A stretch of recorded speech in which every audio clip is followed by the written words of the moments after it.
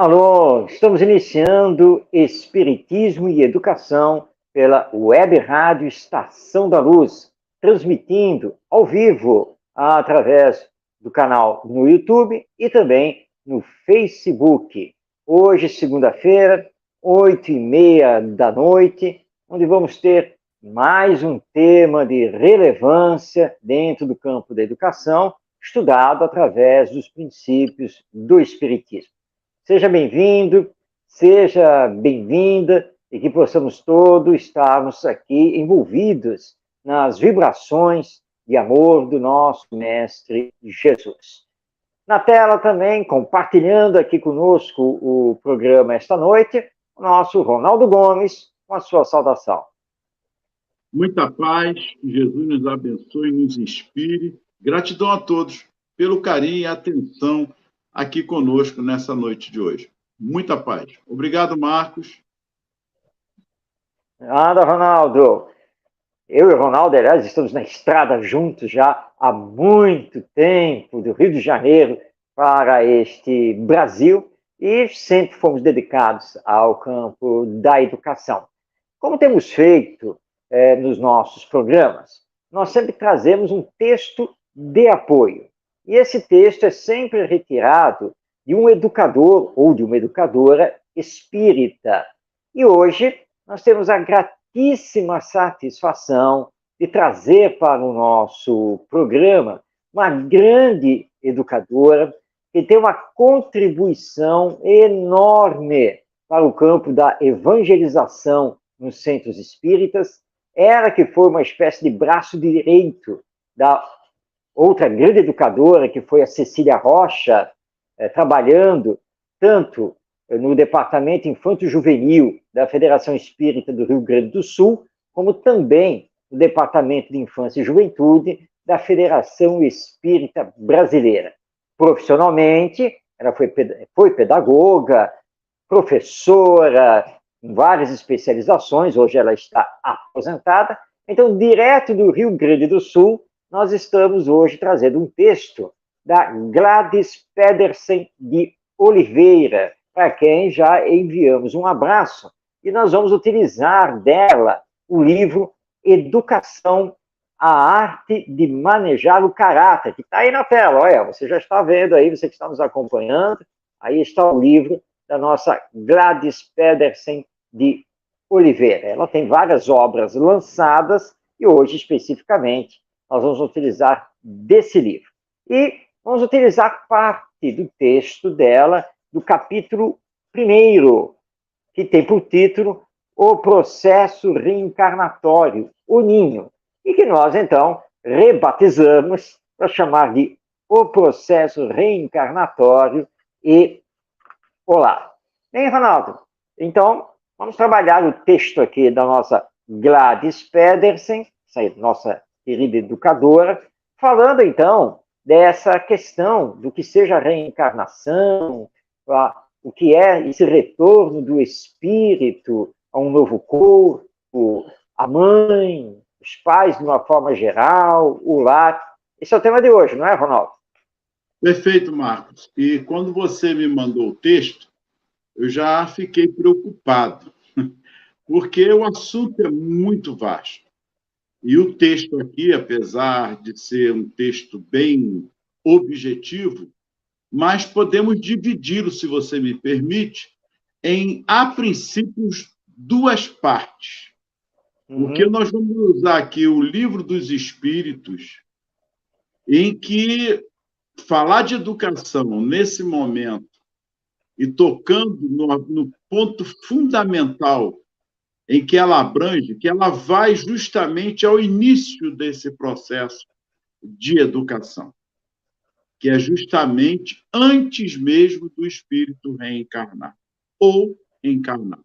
Então, é um assunto muito importante em que não há pressa. O importante é que possamos debruçar sobre esse ponto e podemos, sim, darmos um incentivo, primeiro para nós mesmos, e descortinar esses aspectos, onde ela vai começar a falar até mesmo a partir da puberdade. Quer dizer, o corpo feminino se prepara biologicamente, enfim. É um assunto vasto, por isso que eu disse a você, vamos tentar em 2 momentos, nesta segunda e na próxima segunda. Eu vou ler essa primeira parte para que possamos aí ir começando a entender para chegarmos ao Livro dos Espíritos. Então, vamos lá. Ela começa assim: a partir da puberdade, o corpo feminino prepara-se biologicamente para a maternidade. Olha que interessante. A partir da puberdade, o corpo feminino já começa a se preparar biologicamente para a maternidade. Ela pega o lado todo material, biológico, nosso corpo humano, para depois começar a levar para o aspecto espiritual, fazendo essa ligação. Olha que interessante. Então, o útero, no ciclo mensal, se transforma em ninho para abrigar o óvulo feminino fecundado pelo espermatozoide. Esse fenômeno geralmente vai ocorrer, em média, por cerca de 30 anos na aparelhagem genésica da mulher. Olha que interessante. O útero no ciclo menstrual já começa a se preparar na puberdade. Olha que interessante toda essa transformação, e nós achamos que é uma coisa muito fácil. Não é por aí. Não é fácil nem muito rápido. É um processo gradual no desenvolvimento da própria mulher, na preparação do óvulo, que ela vai abrigar. E esse fenômeno geralmente vai recorrer, em média, por cerca de 30 anos. Olha que interessante. Quando a opção pela maternidade é feita de forma responsável, consciente e amorosa, a mãe gestante oferece o ninho de seu útero para abrigar o feto em formação, dando o calor e os nutrientes de vitalidade para seu futuro filho ter a oportunidade de desfrutar de um corpo físico de acordo com as suas necessidades evolutivas e envolve-os em vibrações de carinho, esperança e fé, juntamente com o futuro pai, e ambos começam a construir com muito amor um projeto de vida para esse novo cidadão da humanidade que em breve nascerá. Quantos pontos importantes nós temos aqui para começarmos a delinear o lado material e a preparação do espírito ao vir para o campo material, que é a reencarnação nessa preparação. Muitos pontos aqui nos chamam a atenção. Acho que o Marcos não está agora no momento, nós vamos dar continuidade até ele retornar. Então, quando a opção pela maternidade é feita de forma responsável, consciente e amorosa, a mãe gestante oferece o ninho do seu útero para abrigar o feto em formação. Porque o espírito, ao se preparar para o reencarne, existe todo um componente emocional, espiritual, que... Oi, Marcos. Pronto, estamos aqui de volta. Isso. Eu dei uma lida aqui, e você já leu o texto, dessa preparação do espírito para a reencarnação, quantos componentes, quantos movimentos complexos são feitos até a vinda desse espírito. Quer dizer, eu vou iniciar aqui, reiniciar, na verdade, com você, que já começa numa preparação biológica da mulher. Olha que interessante. O útero, no ciclo mensal, se transforma em ninho para abrigar o óvulo. Não é de um momento para outro. É um processo de educação físico e biológico. Olha que interessante. É todo um contexto, não só espiritual, como material. Eu estava dizendo aqui anteriormente, porque ela falou aqui, ó, quando a opção pela maternidade é feita de forma responsável, consciente e amorosa, a mãe gestante oferece o ninho de seu útero para abrigar o feto em formação, dando o calor e os nutrientes de vitalidade para seu futuro filho ter a oportunidade de desfrutar um corpo físico. Mas aí já existe o fenômeno espiritual. Ela vai chegar a dizer, mas aqui já está acontecendo. Porque a preparação ela se inicia bem antes do acontecido. Já está havendo ali uma preparação espiritual, uma acomodação fluídica entre o ser que vai nascer e os pais, a mãe, enfim, todo um componente fluídico que está sendo colocado ali nessa preparação do feto, do espírito, que irá reencarnar. O que você tem a dizer, Marcos? Só nesse ponto, eu não quero me estender muito. Mas é por aí mesmo, Ronaldo. Porque nós costumamos falar muito, dentro do movimento espírita, de planejamento reencarnatório, que a nossa Gladys coloca com bastante propriedade como processo reencarnatório e que vai além do espírito reencarnante. Envolve os futuros pais, a futura família que já se encontra aqui na Terra. Porque muitas vezes, quando nós fazemos esta abordagem, nós nos preocupamos muito com o planejamento da reencarnatória daquele que vai reencarnar, que está no mundo espiritual. Claro que existe todo um processo dentro desse planejamento, mas que envolve os pais que já estão aqui na Terra, que já estão encarnados. E, principalmente, a Gladys aqui no texto, ela aborda mais especificamente a mãe, porque a mulher é que vai receber, a mulher é que, na verdade, vai trabalhar todo o processo de gestação, normalmente durando 9 meses. Então, como você colocou, ora, o planejamento reencarnatório feito no mundo espiritual começa a envolver os pais para que reencarnante e futuros pais comecem a ter uma afinidade, toda uma interação fluídica, uma interação magnética entre eles. E existem também, nós temos isso nas narrativas espirituais, na nossa literatura, existem os encontros que são feitos entre futuros pais e futuro filho no mundo espiritual, quando esses pais estão no sono. Então, em desdobramento, emancipados do corpo, várias vezes são feitos encontros na dimensão espiritual, já fazendo parte desse processo todo de preparação. Inclusive, nós sabemos que o espermatozoide que vai fecundar o óvulo, ele não chega lá por acaso. A nossa medicina, né, nossa ciência não sabe explicar, ainda não sabe explicar, né? Qual é o fator? Que fator é esse que está por trás desse processo de milhares de espermatozoides nadando, mas só um, e é aquele mesmo que vai fecundar o óvulo.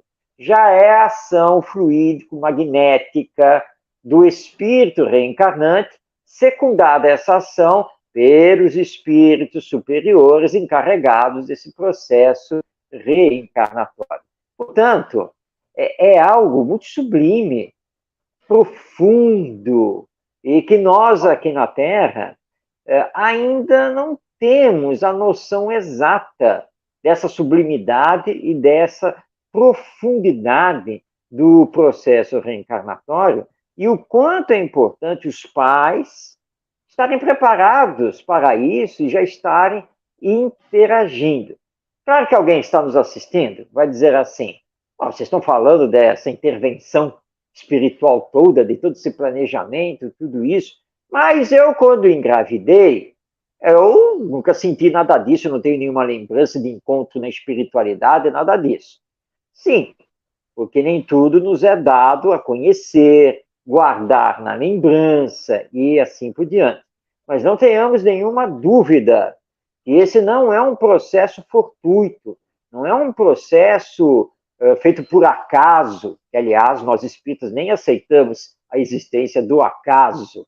Há uma força divina comandando, então, esse processo reencarnatório desse espírito que tem as suas necessidades, tem as suas ligações com os futuros pais e que vão, a partir de um determinado momento, começar, então, a interagir, todos eles como espíritos reencarnados. Então, Ronaldo, realmente é um processo muito profundo. Pois é, então eu iniciava falando justamente sobre essa complexidade, não só material, porque aí já entra um aspecto científico, comprobatório, em relação à gestação. Não é eu que estou dizendo, nem Marcos, e que corrobora com o que a doutrina já vem falando ao longo do tempo. É um envolvimento emocional, afetivo, não é só uma coisa científica. Existe todo um processo neste contexto. Eu gostaria, Marcos, de que você colocasse, porque ela fala aqui, ó, envolve comportamental, evolutivo, e envolve em vibrações de carinho, esperança e fé, juntamente com o futuro pai, e ambos começam a construir com muito amor, olha aí, um projeto de vida para esse novo cidadão da humanidade que breve nascerá. Então, não é só um contexto biológico que está ali, científico, comprovado, ou espiritualmente também, como o Marcos falou muito bem aí. Não é só os dois componentes da complexidade. Existe a complexidade também de todo um envolvimento emocional, do momento dos pais, o momento do pai ou da mãe que esteja em alguma crise. Aqui ela está colocando de uma maneira bem salutar, mas vamos colocar também no momento do desequilíbrio, que já não tem o amor ou o desamor, mas ainda assim a mãe está ali gerando. Marcos, eu disse e repito, o assunto é vasto. Nós vamos tentar, em dois momentos, nesta segunda e na próxima, dar uma objetividade, porque é bacana e é bonito e é muito significativo neste momento discutirmos isso, porque a doutrina vem trazer, como esclarecedora que ela é, componentes e visão sobre essa importância da fecundação, do nascer, do renascer. O componente principal não é só o material, não é só o espiritual, mas esse contexto do amor, como ela diz aqui, do amor no projeto de vida, porque é um contexto reencarnatório. Nós não sabemos qual é o ser que vem e nem a ligação, de fato, que ele tem conosco, a missão, enfim, todos esses componentes, Marcos. É verdade, Ronaldo. A Gladys Pedersen, aqui no seu texto do capítulo 1, esse livro Educação, a Arte de Manejar o Caráter, ela está nos lembrando que no processo reencarnatório nós temos vários fatores que precisam ser levados em consideração. O primeiro deles é o espiritual. Claro que a visão da nossa ciência não elege esse fator como primeiro, até porque o desconsidera, elegendo apenas, então, somente o outro fator, que é o biológico, e que o Espiritismo não descarta absolutamente, porque é reencarnação, ou seja, voltar à carne, né? Renascer ter um novo corpo. Então, é óbvio que nós teremos uma interação entre o espiritual e o material, o biológico. Não resta nenhuma dúvida. E esses dois contextos, ou dois fatores, ou dois elementos, têm que ser muito estudados e levados em consideração. Entretanto, a Gladys nos lembra aqui que o Espiritismo também nos alerta, e nós podemos dizer que hoje, né, ciências como a psicologia, entre outras, também fazem esse alerta, que existe um outro elemento importantíssimo dentro do processo reencarnatório, que é o elemento emocional, ou o amor. E você fez uma colocação, Ronaldo, que é muito importante. Os pais não sabem quem é o futuro filho. Quem é esse espírito? Os pais não sabem quais são as ligações que eles possuem com esse filho, ligações essas que vêm de existências passadas. Então, precisa entrar o amor, porque se não entrar o amor, você entra na área da gravidez e da gestação de uma forma muito mecânica. Só que isso não é um processo mecânico, é um processo que envolve seres espirituais, que, quando reencarnados, são seres humanos. E todos nós, seres humanos, e aqui não importa a idade, não importa a cor da pele, não importa a cultura, o conhecimento, não importa nada. Todo ser humano é dotado de inteligência e de sentimento. Então, nós não podemos esquecer disso. Ora, como que você está recebendo a notícia da gravidez? Começa por aí. Você está recebendo com alegria? Ou você está recebendo com tristeza, porque isso não podia acontecer agora? Como é que é isso? E temos que lembrar que isso é muito importante, porque isso repercute no espírito que vai reencarnar. Muita gente não leva isso em consideração, ainda mais porque a ciência materialista e outras doutrinas religiosas, como é o caso do catolicismo e do protestantismo, consideram que a alma não existe antes do nascimento, né? Ela seria criada por Deus no ato do nascimento. Mas o Espiritismo vem provar que não é assim. A alma é pré-existente, ela já existe. E nesse processo reencarnatório, vai fazendo a ligação com os pais, que é uma ligação espiritual, biológica e emocional. Ou seja, os sentimentos dos pais, o maior grau de amor ou menor grau de amor, isso repercute nele, que está no processo reencarnatório. E ele começa a saber se ele vai ser amado ou não. Isso pode ser um problema muito grave, ainda mais se entre pais e futuro filho houver problemas ligados a existências passadas. Então, vamos destacar aqui que nós temos três elementos, então, muito importantes: o espiritual, o biológico e o emocional, né? Que vai, obviamente, continuar depois do nascimento. Então, o processo reencarnatório com o lar, seja, aquele que reencarna e aqueles que já estão reencarnados e que vão recebê-lo, é um processo realmente complexo e que exige de nós muito mais cuidados do que temos tido hoje na atualidade, que infelizmente, né, Ronaldo, nós temos visto aí lares que se desfazem com muita facilidade, mil problemas de relacionamento entre pais e filhos, porque esse processo reencarnatório, ele não é estudado, não é compreendido e não é levado em consideração mais profunda, infelizmente, por parte dos pais e responsáveis. Marcos, é um assunto delicado e por isso que eu falei que iria servir como dois momentos. O estupro, por exemplo, já foge totalmente todo um contexto, vamos dizer assim, materialmente falando, em relação a essa família equilibrada, ou quando está equilibrada, desequilibra, separações, todos aqueles componentes como você acabou de falar. E o estupro? Nada é por acaso na doutrina espírita. Conhecemos alguns casos, claro, foi estupro, e que são várias situações. Tiram, é o aborto. E quando não aborta, não há o aborto, a família, aquela menina, enfim, fica com a criança, foi a beleza para aquela criança. São vários casos, estou dando um exemplo. Repito, tem os abortos, etc.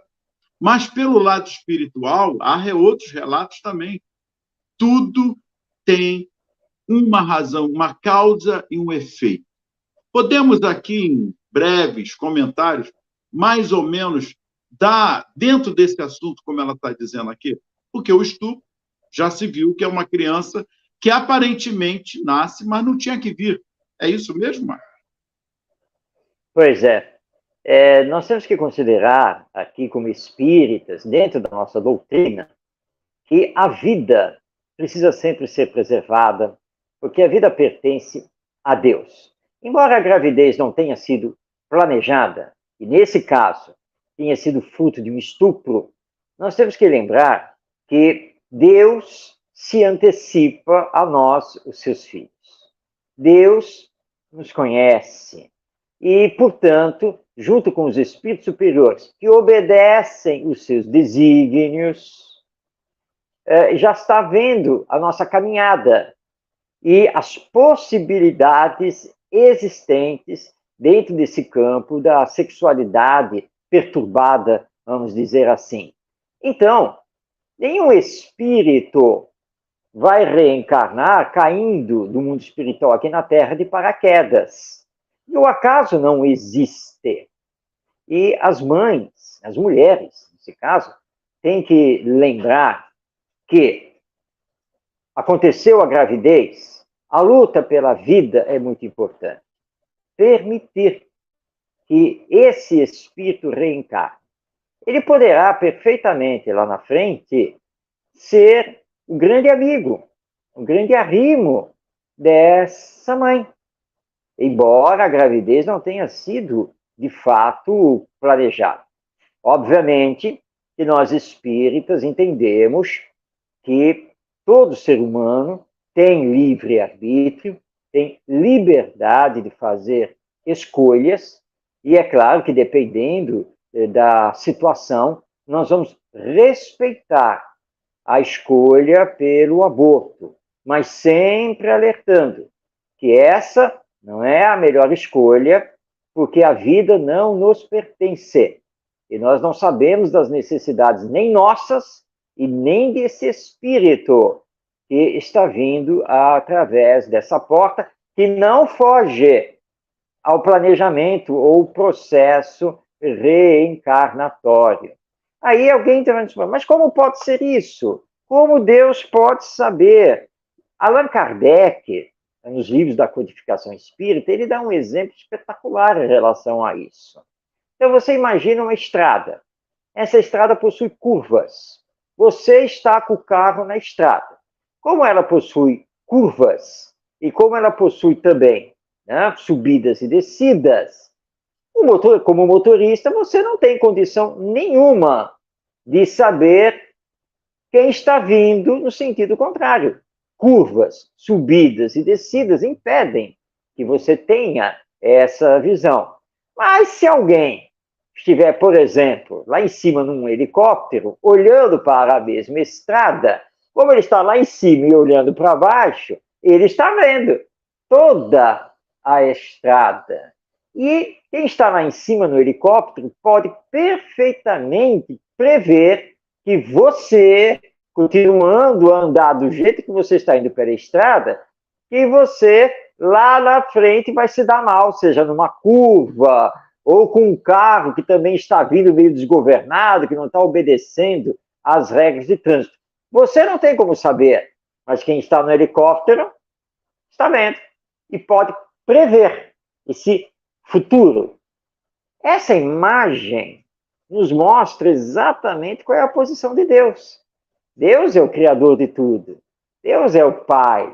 Ele sabe de nós, ele sabe das nossas decisões, dos nossos pensamentos e das consequências que advirão disso lá na frente. E por isso que o processo reencarnatório, ele pode ser flexibilizado, adaptado. E aí o espírito vai reencarnar, mesmo sendo o caso do estupro ou daquela gravidez que não foi de fato pensada, não foi planejada. Ele vai reencarnar dentro dos caminhos naturais previstos pela lei divina. E se está chegando para você, é porque Deus confia em você. Deus está mostrando a você que você tem um compromisso com ele e ele com você. Então, tem que receber esse espírito, e aí vem o componente amor. Porque aí não se trata aqui de ficar discutindo simplesmente o espiritual e o biológico. Agora é a área emocional, é a área sentimento que tem que entrar em ação, é o amor. 871 do Livro dos Espíritos, Marcos. Opa, vamos abrir aqui. Você tocou no assunto e já estava previsto isso, não com você, porque aqui nada é combinado. Deixou isso claro que não há combinação. E então, vamos lá. Eu vou ler a pergunta e você, por favor, a resposta. Ok, combinado. Pois que Deus tudo sabe, não ignora se um homem sucumbirá ou não em determinada prova. Assim sendo, qual a necessidade dessa prova? Uma vez que nada acrescentará ao que Deus já sabe a respeito desse homem. Respondendo aí sobre o helicóptero que você colocou. É isso aí. Vamos ver então a resposta que os espíritos deram a Kardec. Eles dizem: tanto valeria perguntar por que Deus não fez o homem perfeito e realizado? Porque o homem passa pela infância antes de chegar à idade madura. A prova não tem por fim esclarecer a Deus sobre o mérito do homem, porque Deus sabe perfeitamente o que ele vale, mas deixar ao homem toda a responsabilidade da sua ação, uma vez que ele tem a liberdade de fazer ou não fazer. Podendo o homem escolher entre o bem e o mal, a prova tem por fim colocá-lo ante a tentação do mal, deixando-lhe todo o mérito da resistência. Ora, não obstante Deus saiba muito bem, com antecedência, se ele vencerá ou fracassará, não pode puni-lo nem recompensá-lo na sua justiça por um ato que ele não tenha praticado. É assim entre os homens. Por mais capaz que seja um aspirante, por mais certeza que se tenha do seu triunfo, não se lhe concede nenhum grau sem o exame, o que quer dizer sem prova. Da mesma maneira, um juiz não condena um acusado senão pela prova de um ato consumado, e não pela previsão de que ele pode ou deve praticar este ato. A resposta dos espíritos, Ronaldo, está muito clara. Não é para provar nada para Deus. Deus sabe, mas ele não pode aplicar a sua justiça sem permitir que nós, os seus filhos, mostremos a ele se vamos conseguir resistir ao mal ou não. Ou seja, ele não pode fazer um julgamento a priori. Ou seja, ele não pode olhar, por exemplo, vou dar um exemplo aqui, ele não pode olhar para o Ronaldo e dizer assim, bem, eu vou dar a prova X para o Ronaldo nessa sua existência. Mas nem vou esperar que ele faça a prova, porque eu já sei que ele vai fracassar. Então, já está condenado a X. Não, Deus não pode fazer isso. Porque isso é injusto, inclusive na lei humana. Você tem que deixar que a pessoa faça a prova, faça o teste, e aí vamos ver se ela tem capacidade, se não tem capacidade, se conseguiu passar, se ela conseguiu passar, e assim por diante. Então, a prova é para nós, não é para Deus. é para nós. Ele sabe das nossas forças, das nossas condições e se poderemos fracassar ou não. Mas a prova vai justamente também nos fortalecer caso fracassemos. Porque, claro, teremos consequências, arcar com essas consequências, mas logo depois, o que é que Deus faz? Vai nos dar uma nova prova, quer dizer, uma nova oportunidade. E aí, voltando para o nosso assunto do processo reencarnatório e os pais, é uma prova, não é? A partir do estupro, a partir daquela gravidez que aconteceu por acaso, a camisinha rebentou, né, e assim por diante, o acaso não existe. Mas, nesse caso, vai ser uma prova. E aí nós vamos fazer a pergunta, por que não receber esse espírito? Por que não deixar a gravidez continuar? E a gravidez é um processo sublime, divino.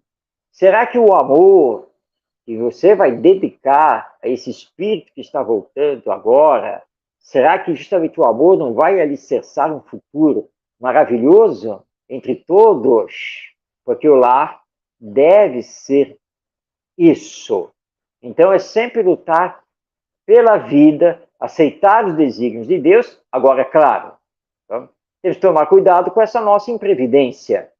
Temos que tomar cuidado também com o orgulho, com a violência e essa sexualidade aberta, sem nenhum tipo de controle, porque tudo traz consequências. Então, nós temos que tomar cuidado com isso. Os homens precisam entender que tem que respeitar as mulheres. O Espiritismo é muito claro quanto a isso. Direitos de homens e de mulheres são iguais. Respeito antes de tudo. E o sexo precisa ser coordenado pelo amor, pelo sentimento. E aí, com certeza, nós teremos muito menos problemas nessa área do que hoje nós estamos enfrentando. E ela continua aqui. No lar, os pais passam a organizar o berço, o ninho onde o bebê será colocado após ser desalojado do útero materno. Eu gostei dessa palavra, desalojado. Ele é recente. É um baque tanto para o espírito como para a mãe, porque está ali, estão ligados fluidicamente falando por vários lados, tanto materiais quanto emocional. Então, ali é desalojado, a coisa tem que ser devagar, não pode chegar ali e sair arrancando. Por isso que, quando nasce, já bota aqui no seio da mãe, faz todo um processo científico, mas também emocional e afetivo. É um comportamento atávico, é impulsionado pelo comando do cérebro reptiliano. É o ritual milenar de proteger e amparar a prole. E é assim. Como a ave constrói o seu ninho com galhos, folhas secas e penas do próprio corpo. A mãe humana constrói seu ninho, o lugar que será ocupado pelo filhinho no lar.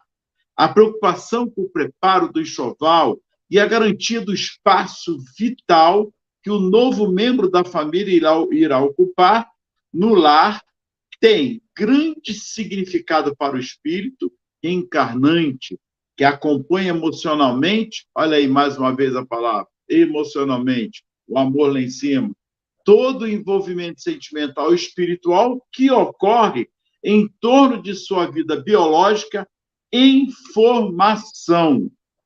E aí, Marcos, a pergunta no resumo teórico do móvel das ações humanas, 872.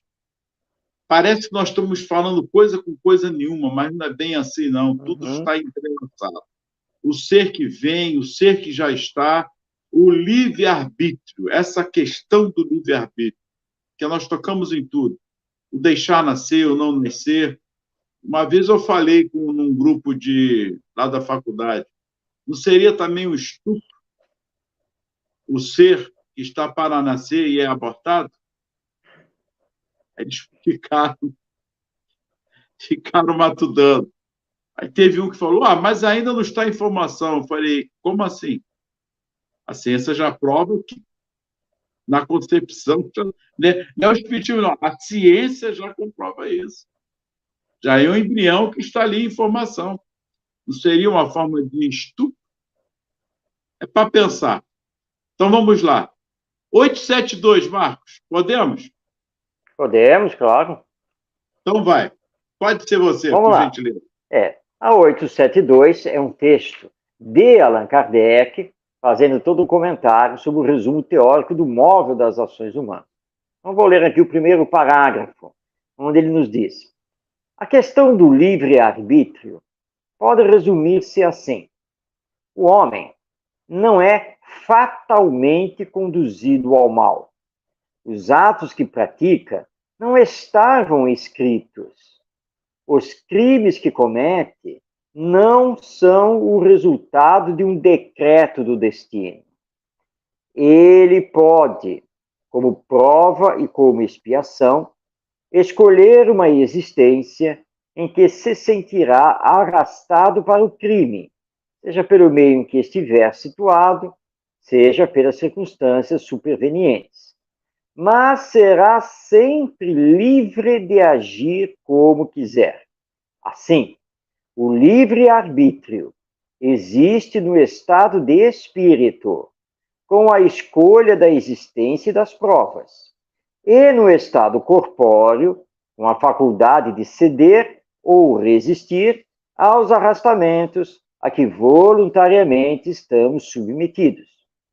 Cabe à educação combater as más tendências, e ela o fará de maneira eficiente quando se basear no estudo aprofundado da natureza moral do homem. Pelo conhecimento das leis que regem essa natureza moral, chegar-se-á a modificá-la, como se modificam a inteligência pela instrução e as condições físicas pela higiene. Então, este aqui é o primeiro parágrafo deste texto de Allan Kardec na questão 872.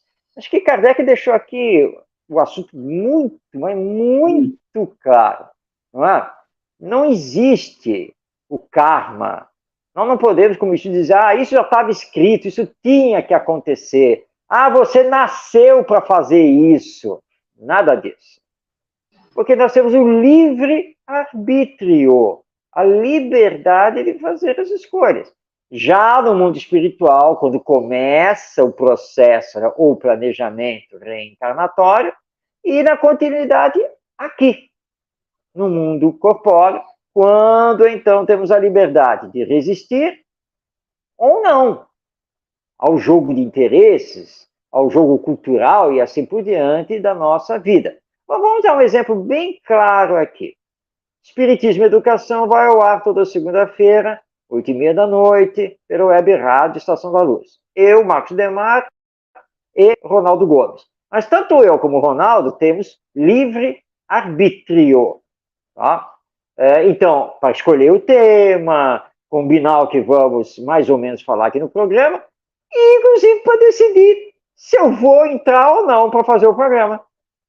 Tem o livre-arbítrio, não tem? Eu não posso, em cima da hora, dizer, sabe uma coisa? Não vou fazer o programa hoje, não. Deixa, sei lá. É decisão minha, livre-arbítrio. Agora, o que a lei divina nos solicita sempre é arcar com as consequências. Então, nós não podemos jogar as consequências nos ombros de Deus. Não fui eu que tomei a decisão, então eu arco com as consequências. Gravidez é a mesma coisa. Há todo um planejamento, tem todo um processo. Você é livre para aceitar ou deixar de aceitar. Mas sempre terá que assumir as consequências da sua escolha. E aí Kardec, ele encerra aqui esse primeiro parágrafo do seu texto com uma colocação sublime, que é, então, a questão da educação. Somente a educação pode combater as más tendências que eu esteja carregando já aqui e desse que está agora reencarnando como meu filho. É um espírito. Eu não sei o que ele está trazendo do passado, mas eu tenho que observar, eu tenho que perceber, procurar corrigir as más tendências e dar a ele bons exemplos da minha parte. E ele nos chama a atenção, não é, Ronaldo? Que nós podemos corrigir os problemas da inteligência pela instrução, certo? O conhecimento faz com que a inteligência se desenvolva. Como a questão aqui das condições físicas, você corrige isso através da higiene. Ora, o que é que nós temos que fazer com relação aqui às más tendências? Conhecer a lei divina e trabalhar a educação moral. Olha que responsabilidade agora dos pais, porque eles recebem essa missão agora junto aos filhos, que são espíritos reencarnados e que tem toda uma ligação com eles. E aí, na continuidade que ele vai prosseguir aqui, desprendido da matéria, eu gostaria que você prosseguisse, porque vai corroborar justamente para segunda-feira esse segmento. Por quê? E aí nós vamos perceber que o acaso, ele não existe. Tudo tem uma razão de ser nessa complexidade reencarnatória. A preparação da mulher, o feto, todo o processo de gestação, enfim, essa complexidade do espírito reencarnante antes de chegar. É aqui, esse ponto que nós precisamos começarmos a entender. O acaso não existe, e sim causas e consequências, ação e reação. É isso que nós precisamos compreender. Pode prosseguir com a leitura, por favor, Marcos? Vamos lá, vamos ao segundo parágrafo, então, desse texto de Kardec, que é a questão 872 do Livro dos Espíritos. Diz o nosso codificador: o espírito desligado da matéria, no estado errante, faz a escolha de suas futuras existências corpóreas, segundo o grau de perfeição que tenha atingido. É nisso, como já dissemos, que consiste, sobretudo, o seu livre-arbítrio. Essa liberdade não é anulada pela encarnação. Se ele cede à influência da matéria, é então que sucumbe nas provas por ele mesmo escolhidas. E é para o ajudar a superá-las que pode invocar a assistência de Deus e dos bons espíritos. Muito bem, o nosso Allan Kardec, com esse seu raciocínio agudo, profundo, lógico, nos dizendo que quando você está no mundo espiritual, que é a erraticidade, né? Ou seja, você está aguardando a nova oportunidade reencarnatória, você tem a liberdade de escolher as provas pelas quais você quer passar ou as quais você necessita passar nessa nova existência. Encarnando, você não perde essa liberdade, porque agora, diante das provas, você vai usar esse seu livre-arbítrio, essa sua liberdade, para resistir a elas, ter resignação, perseverança, ou não. Portanto, você usa o seu livre-arbítrio quando está no mundo espiritual e usa o seu livre-arbítrio, ou continua a usá-lo, quando já está aqui reencarnado. O espírito não perde esse livre-arbítrio, essa liberdade, nunca, jamais. É por isso que Jesus, nosso querido mestre, nos disse que a cada um é dado por Deus ou pela lei divina, segundo as suas obras, ou seja, segundo as suas escolhas, segundo as suas ações, segundo o que está fazendo. Tanto antes de reencarnar, claro, obviamente, como aqui na Terra. Então, se esse espírito sucumbir diante de uma prova, é porque ele não se preparou convenientemente, ou porque ele se deixou levar por fatores meramente materiais da existência corpórea. Mas aí ele vai responder por isso perante a lei divina. E como é que fica aí a escolha dos pais? Ele pode escolher os pais? Pode, mas ele tem algo determinante, que são as ligações espirituais com os futuros pais. Ou seja, não é por acaso. Para dar um exemplo bem claro aqui para quem está nos acompanhando, ele não chega aqui, aí está lá a equipe espiritual diz para ele assim: olha só, tem o Ronaldo Gomes e o Marcos Demário. Escolhe quem você quer como pai. Não é assim que funciona, não é desse jeito. Não, ele vai ver, na verdade, quais são as ligações que ele tem com um ou com o outro. Essas vibrações que nos ligam. Porque as encarnações são solidárias entre si. Isso aqui não é um programa de auditório, né, que aparece fotos lá no quadro, e você vai simpatizar com isso aqui, eu quero esse como papai, eu quero esta como mamãe. Não é assim que funciona. O processo reencarnatório, ele é um processo profundo e delicado, e que vai levar em conta todas essas ligações espirituais, emocionais, que existem entre esses personagens que, antes de formar a família consanguínea, formam, e não podemos esquecer disso, a família espiritual. Muito bem, Marcos. E aí chegamos ao final dessa primeira parte, porque segunda-feira promete.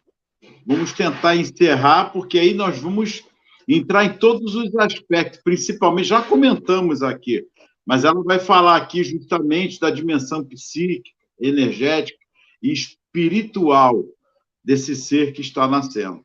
Muita paz, que Jesus nos abençoe, gratidão a todos pelo carinho, Marcos também gratidão, que Jesus possa continuar nos abençoando e nos inspirando para que segunda-feira possamos estar aqui.